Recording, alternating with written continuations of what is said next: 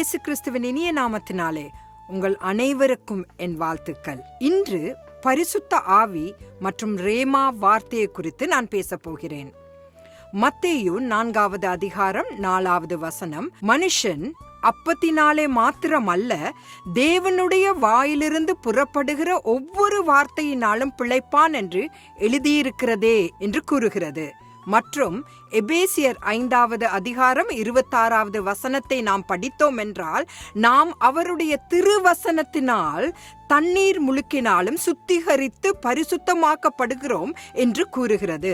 வார்த்தை அல்லது வசனம் என்பதற்கு இங்கு பயன்படுத்தப்பட்டுள்ள கிரேக்க வார்த்தை ரேமா எனப்படும். நம்முடைய உணவை உட்கொள்வது போல நாம் ஒவ்வொரு நாளும் அவருடைய வார்த்தையை புசிக்க வேண்டும். பிசாசை மேற்கொள்வதற்கு லோகோஸ் என்ற முழு வேதாகமத்தை நாம் ஒவ்வொரு நாளும் பயன்படுத்த முடியாது. ஆனால் ரேமா என்ற அன்றைய தின வார்த்தையை நாம் கர்த்தரிடத்திலிருந்து அனுதினமும் பெற வேண்டும். அன்றைய தின சவால்களை எதிர்கொள்வதற்கும் அவருடைய சித்தத்தை நிறைவேற்றுவதற்கும் அவருடைய வார்த்தையை கொடுப்பதன் மூலம் தேவன் நம்மோடு கூட தொடர்பு கொள்கிறார் என்றுதான் வேதம் கூறுகிறது. சபையானது எழுதப்பட்ட வார்த்தையாகிய லோகோஸ் என்பதால் மட்டுமல்ல, ரேமா வார்த்தையாலும் கழுவப்படுகிறது.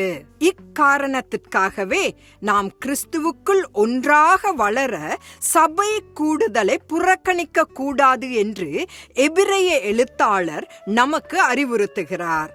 தேவனுடைய வார்த்தையை விட எதுவும் நம் சுயத்தை காயப்படுத்தாது. அவ்வார்த்தையை போல எதுவும் நம் ஆத்துமாவை சுத்தப்படுத்தாது. பரிசுத்த ஆவியின் உதவியோடு திருச்சபையில் வார்த்தையை கற்பிக்கப்பட்டு விளக்கப்படும் போது உலகில் உள்ள எல்லா சோதனைகள் மற்றும் இன்னல்களுக்கு மத்தியில் வாழ்வதற்கான புதிய வெளிப்பாடுகளையும் ஊக்கத்தையும் நாம் பெறுகிறோம்.